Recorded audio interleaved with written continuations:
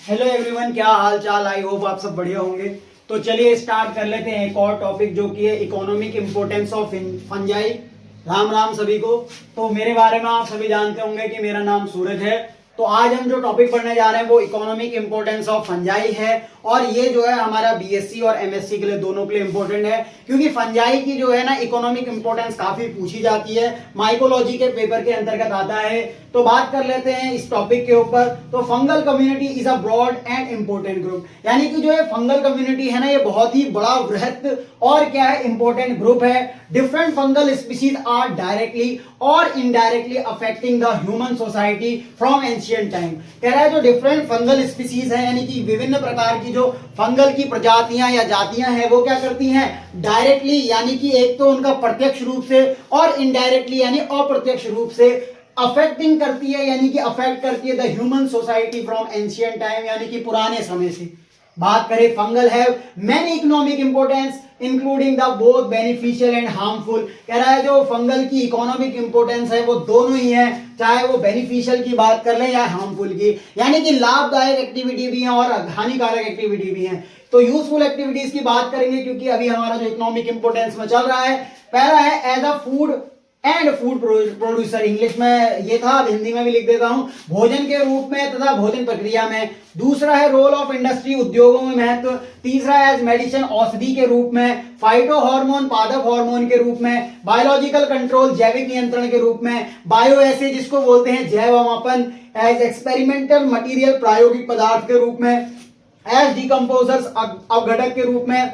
और लास्ट बचा नौवा माइकोरिजा, यानी कवक मूल के रूप में। तो यूजफुल एक्टिविटीज में हमारे 9 है as food and food producer, role of industry as medicine, phyto hormone, biological control, bio assay, as experimental material, as decomposer and mycorrhiza. तो बात कर लेते हैं पहला जो है हमारा as food and food producer, यानी भोजन के रूप में तथा भोजन प्रक्रिया में। तो एडिबल फंजाई मशरूम होती है, यानी कुछ मशरूम ऐसी होती है जिनको हम खा सकते हैं। एडिबल यानी कि खाने योग्य है, तो उन फंजाई की बात कर लेते हैं, या मशरूम भी कहते हैं उन्हें। तो fleshy fruiting bodies of higher fungi, यानी कि उनकी जो है फ्लैशी फ्रूटिंग बॉडी, यानी कि एक हिसाब से जिनमें क्या कहते हैं स्पोर्स वगैरह जर्मिनेट होंगे। हायर फंजाई कौन से होते हैं, like ascomycetes and basidiomycetes. Some mushrooms are edible, यानी कुछ जो मशरूम है वो खाने योग्य हैं। Contain high amount of protein, यानी कि उनमें क्या होता है ना, हाई अमाउंट ऑफ प्रोटीन होता है। ऐसा थोड़ी कि हमने खाना है तो खाली खाना है, पेट भरने के लिए थोड़ी खाना होता है, प्रोटीन भी होता है उसमें, और क्या होता है साथ में वाइटामिन्स होते हैं, यानी विटामिन होते हैं, कार्बोहाइड्रेट्स होते हैं, मिनरल्स होते हैं, जो डायरेक्ट क्या कहते हैं डाइटरी फाइबर होते हैं, अमाइनो एसिड्स होते हैं, एटसेट्रा।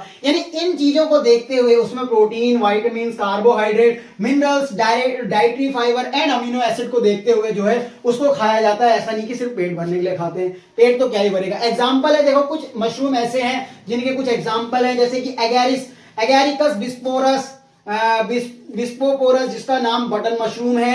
एगैरिकस कॉम्पेस्ट्रिक, जिसका नाम फील्ड मशरूम है। प्लूरोटस ऑस्ट्रस, जिसका नाम ऑयस्टर मशरूम है। और कैलोसाइप इंडिका, मिल्की मशरूम है, इनको आप खा सकते हो।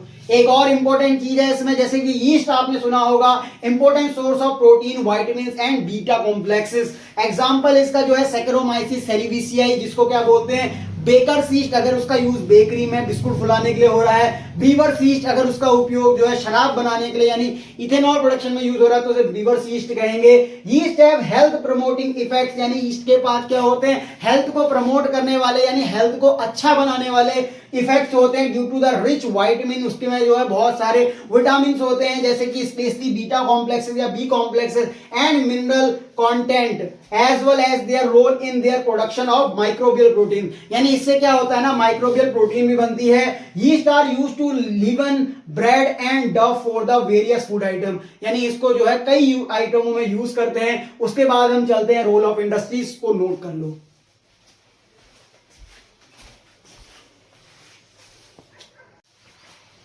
तो क्या कहते हैं एडिबल मशरूम जो चल रहा था हमारा as a food and food producer के रूप में, तो उसकी बात कर लेते हैं। उसमें एक टॉपिक रह गया था fungi as a single cell protein. देखो फंजाई का यूज जो है ना सिंगल सेल प्रोटीन के लिए भी यूज किया जाता है, यानी कि जो है एक कोशिकीय प्रोटीन भी जिसको कहते हैं। तो कह रहा है dried biomass of certain fungi are consumed as a protein source, यानी कि जो कुछ फंजाई ऐसे होती है जिनको सुखा कर जो है कतई फंजाई को कंज्यूम किया जाता है as a protein source. Such fungal biomass is called fungal protein और माइको प्रोटीन। यानी देखो फंगस की स्टडी को क्या कहते हैं, माइकोलॉजी कहते हैं। ये तो मुझे पता ही है सर, इसमें नया क्या बता रहे हो आप। तो देखो कह रहा है कि जो फंगल बायोमास जिसको सुखा के जो है फंगल प्रोटीन बनाया था, इसको माइको प्रोटीन भी कहेंगे। अच्छा, many yeast are consumed as single cell protein, यानी बहुत सारे ईस्ट ऐसे हैं जिसको जो है हम सिंगल सेल प्रोटीन के रूप में यूज करते हैं। एग्जांपल दो ना, बहुत सारे तो मैं भी कह दूंगा, नाम बताओ। हाँ, तो नाम बताते हैं इसका।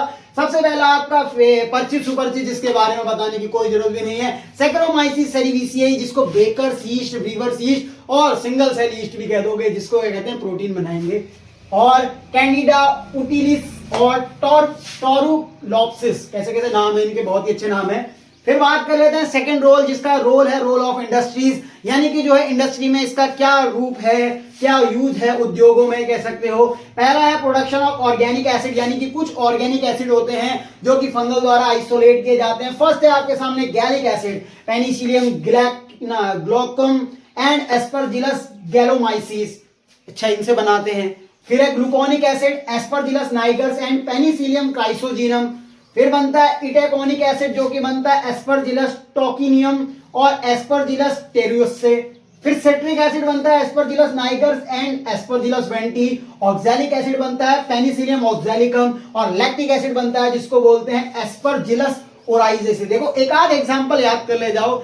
अगर आप जो है कंपटीशन देने जा रहे हो तो सारे एग्जांपल आपको याद होने चाहिए, एकदम दिमाग में सेट होने चाहिए, क्योंकि अगर आप कॉम्पिटिटिव एग्जाम में बैठोगे तो जरूरी नहीं है कि वो आपसे सिर्फ ग्लूकोनिक एसिड पूछेगा, कोई भी दे सकता है, वो पूछ सकता है। बट अगर आप जो है ना एक आंसर लिखने जा रहे हो, लगभग क्या कहते हैं 17 मार्क्स का भी आ गया, या फिर क्या कहते हैं छोटा लघुत्तरीय प्रश्न जिसको बोलते हैं, वो 10 मार्क्स का। मैं तो पेपर देख के डर गया था यार, जब पेपर सामने आया ना एमएससी का, तो कसम से मजा सा आ गया था। 75 नंबर का पेपर आया था, जिसमें क्या कहते हैं यार ऐसे क्वेश्चन थे कि चार क्वेश्चन करो शुरू में और वो 10-10 नंबर के, कितनी पेज भरे, मतलब वहां तो हालत खराब हो रही थी, क्या करें।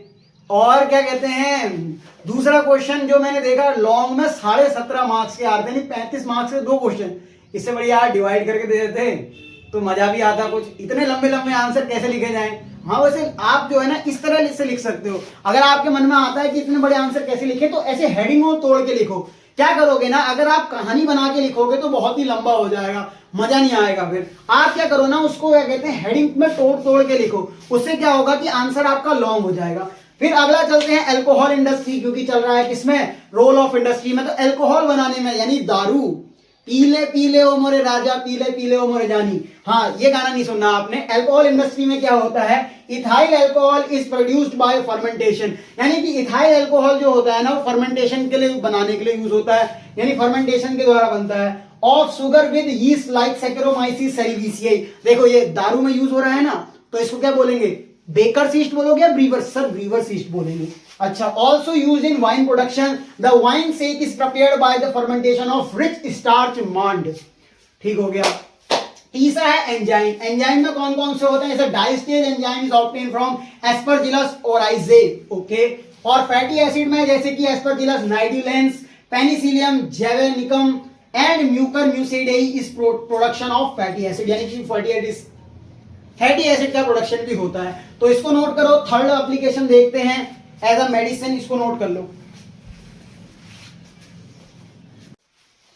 तो थर्ड एप्लीकेशन में चलते हैं फंजाई के। तो तीसरा यूज जो है ना इसका इकोनॉमिक इंपोर्टेंस में, वो है एज अ मेडिसिन। देखो बहुत सारे यूज हैं मेडिसिन के अंदर में। देखो प्रोडक्शन ऑफ वाइटामिन है, एंटीबायोटिक्स है, स्टेरॉइड्स है, और क्या कहते हैं प्रोडक्शन ऑफ एंजाइम है। पर मैं सब लिखाने बैठ जाऊंगा तो बहुत बड़ा हो जाएगा आंसर। तो आपको जो मैं सिलेक्टेड लिखा रहा हूं, जिससे आपका जो है आंसर अच्छा हो जाए। इसके अलावा भी आप क्या कर सकते हो ना, अपनी बुक लेना। ऐसा नहीं कि आपको मैं पूरी बुक लिखा दूं, यार लिखने में बहुत टाइम लगता है, बोर्ड में लिखना पड़ रहा है, तो इसको फिर ये एक ही बार में मिट जाता है, तो दुख भी बहुत होता है। तो अगर मैं इतना सब कुछ लिख ले जाऊंगा तो बहुत टाइम वेस्ट होगा, उसको नहीं करते हैं। कुछ आप अपनी बुक से देखना, तो लिख लेते हैं थर्ड एज अ मेडिसिन।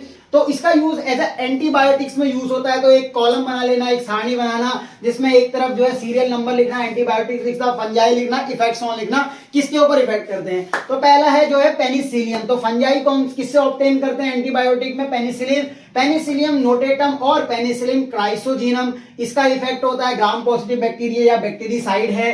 दूसरा है सिफेलोस्पोरिन्स, ये मिलता किससे है? एमिरोसाइलोप्सिस मेनियम बैक्टीरिसाइड है।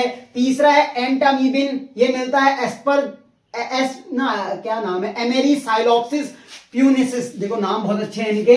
निमेटी एसिड और प्रोटोजाइट्स पे एक्ट करता है। चौथा है ग्लाइसोफ्लेविन पेनिसिलिन नाइग्रिकेंस या निग्रिकेंस भी कह सकते हो, ये स्किन डिजीज में यूज होता है। फिर है 6 पेनिसिलिक एसिड जो कि बनता है पेनिसिलिन साइक्लोपियम से, जो कि एक बैक्टीरिसाइड है। फिर छठा है हेलिनिन, ये बनता है किससे? पेनिसिलियम फेनिक्यूलोसस, एक वायरिसाइड है ये। और सातवां है प्रोलीफेरॉन, जो कि बनता है एस्परजिलस फ्लोरीफेरेंस से। टीवी के यूज में होता है, टीवी के नहीं, ऐसा नहीं कि टीवी देखने लग जाओ, ट्रीटमेंट ऑफ टीवी जो कि ट्यूबरकुलोसिस है। फिर है क्या है? लसेरकिन, ये बनता है एस्परजिलम गिंगिनेटम, जो कि ट्यूमर ऑफ टीवी, ये बता दिया था।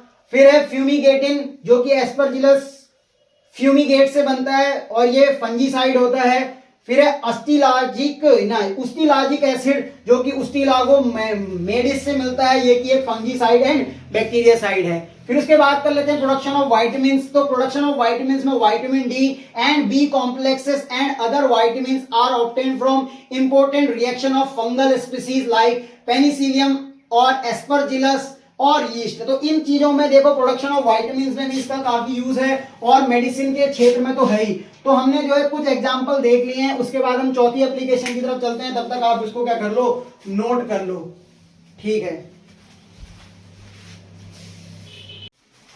तो फोर्थ यूज में चलते हैं, दैट इज फाइटो हार्मोन्स। तो फाइटो हार्मोन्स में क्या इसका यूज है उसके ऊपर बात कर लेते हैं। तो फाइटो हार्मोन्स क्या होते हैं? पादप हार्मोन भी जिनको कहते हैं। तो कह रहा है जिब्रेलिन ऑब्टेन फ्रॉम जिब्रेला फ्यूजिकुराई। अब ये कहां पढ़ा है सर? आपने जब जिब्रेलिन के बारे में पढ़ा होगा तब आपने देखा होगा कि जो जिब्रेलिन होता है ना, वो एक हार्मोन होता है जो कि पादप हार्मोन है, वो ऑब्टेन होता है जिब्रेला फ्यूजिकुराई से and fusarium moniliforme and used for seed germination, flowering, parthenocarpic and food development, यानी इन सब यूज में होता है। फिर पांचवा है बायोलॉजिकल कंट्रोल, यानी कि जैव नियंत्रण।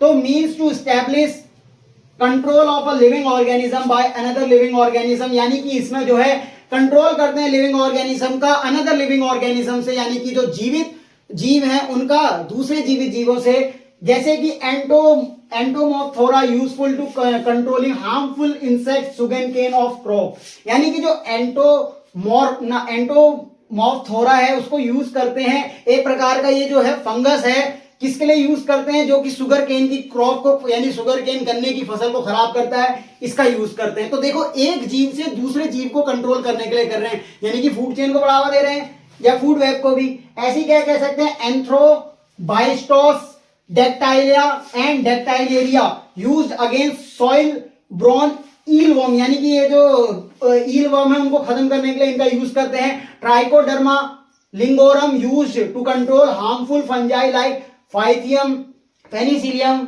वर्मिक्युलेटम एंड राइजोक्टोनिया सोलेनी, तो इनके यूज में होता है। नेक्स्ट यूज जो है बायो एसे, यानी कि जैव अवमापन, यानी कि एक टेस्ट होता है।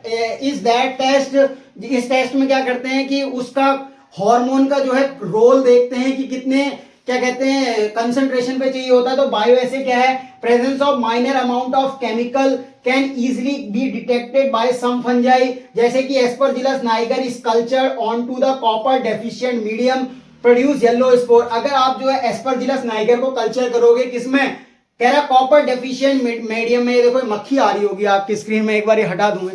हाँ, तो कह रहा है if Aspergillus niger is cultured on to copper deficient medium it produce yellow spores and if they are grow in presence of small quantity of copper then they produce a black colour conidia spores. तो इससे आप पता कर सकते हैं एक हिसाब से बायो ऐसे है कि आप ये चेक कर रहे हो, अगर कॉपर की जो कॉपर ज्यादा है मीडियम में तो कैसा वो करेगा? येलो स्पोर देगा। अगर कॉपर कम है तो क्या करेगा? वो ब्लैक कलर कोनिडिया बनाएगा जो स्पोर होंगे। यानी कि एक हिसाब से हार्मोन का देख रहे हैं या फिर कोई किसी भी चीज को चेक कर रहे हैं कि कितनी कंसंट्रेशन पे वो किस तरह का बिहेव कर रहा है। तो ये एक बायो ऐसे हो गया।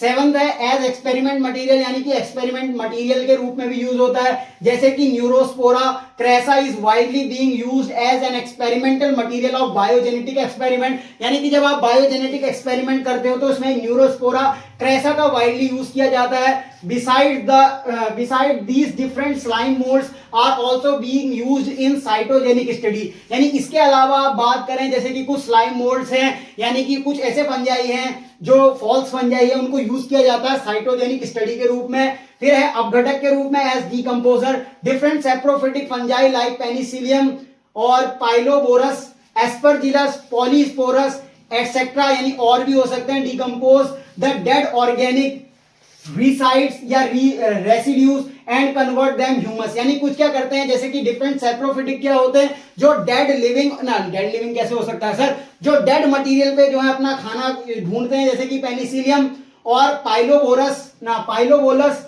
और एस्परजिलस, पॉलीपोरस एटसेट्रा, जो कि क्या कहते हैं डेड ऑर्गेनिक रेसिड्यू जो बच जाता है अपशिष्ट को, उसको कन्वर्ट कर देते हैं ह्यूमस में। 9th एप्लीकेशन है माइकोरिजा, जिसको कवक मूल भी कहते हैं। It is a type of symbiotic association, ये क्या है, एक सिम्बायोटिक एसोसिएशन है, सहजीविता का बढ़िया एग्जांपल है between the fungus and roots of higher plants. जैसे कि रूट्स ऑफ हायर प्लांट्स में कौन कौन से हो सकते हैं, जिम्नोस्पर्म, एंजियोस्पर्म हो सकते हैं। Plant provide food and shelter, देखो प्लांट बड़ा है तो उसके पास क्लोरोफिल प्रेजेंट है, फंजाई में तो क्लोरोफिल होता नहीं है, तो इसका मतलब क्या करेगा, प्लांट जो है खाना बनाएगा और प्रोड्यूस करेगा किसको, फंजाई को। बड़े होने के कारण वो शेल्टर भी प्रोवाइड करेगा, वेयर एज फंगस एब्जॉर्ब करेगा वाटर को, मिनरल्स को टू द प्लांट, प्लांट के लिए क्या करेगा, वाटर और मिनरल को अब्सॉर्ब करेगा। They also form a protective covering around the roots, ये रूट के अराउंड क्या करता है, प्रोटेक्टिंग कवरिंग बनाता है। एक और एग्जांपल देख सकते हो लाइकेन का, लाइकेन क्या करता है, it is the fungal association with algae. तो इसमें क्या होता है कि जो फंगस होता है वो 90% पार्ट होता है, वो क्या करता है, एल्गी को शेल्टर प्रोवाइड करता है। यहाँ पे फंगस को शेल्टर कौन प्रोवाइड कर रहा था, हायर प्लांट, वहां पे फंगस ही जो है एल्गी को शेल्टर प्रोवाइड कर देता है। कई चीजों में होता है, लाइकेन क्या यूज होता है सर, वो पॉल्यूशन इंडिकेटर होता है, SO2 के पॉल्यूशन में ग्रो नहीं करता है और उससे कई प्रकार के जो है परफ्यूमरी इंडस्ट्री में जो है यूज होता है। अगर आपको लाइकेन के ऊपर वीडियो देखनी है तो मैंने बना रखी है, उसके भी इकोनॉमिक इंपोर्टेंस ऑफ लाइकेन बता रखा है, तो आप जो है उसमें जाइए, economic importance of lichen by Suraj sir डालिएगा यूट्यूब में। अगर सूरज सर नाम से अभी और भी आ रहे होंगे, क्योंकि मैं अभी इतना फेमस नहीं हुआ हूं, तो अगर आप ऐसा लिखते हैं तो आपको क्या पता, हो सकता है मेरा वीडियो शो ना हो, तो आप मेरा नाम लिख देना, अभी मैं इतना फेमस नहीं हुआ हूं, सूरज ढूंढाकोटी लिख देना, economic importance of lichen by Suraj Dhundhakoti, या सूरज ढूंढाकोटी चैनल में आप जाके प्लेलिस्ट में चेक कर सकते हो, वहां पे आपको लाइकेन के ऊपर वीडियो मिल जाएगी। तो थैंक यू एवरीवन, पढ़ाई करते रहे, all the very best, bye bye, मिलते हैं आपसे नेक्स्ट वीडियो में, थैंक यू।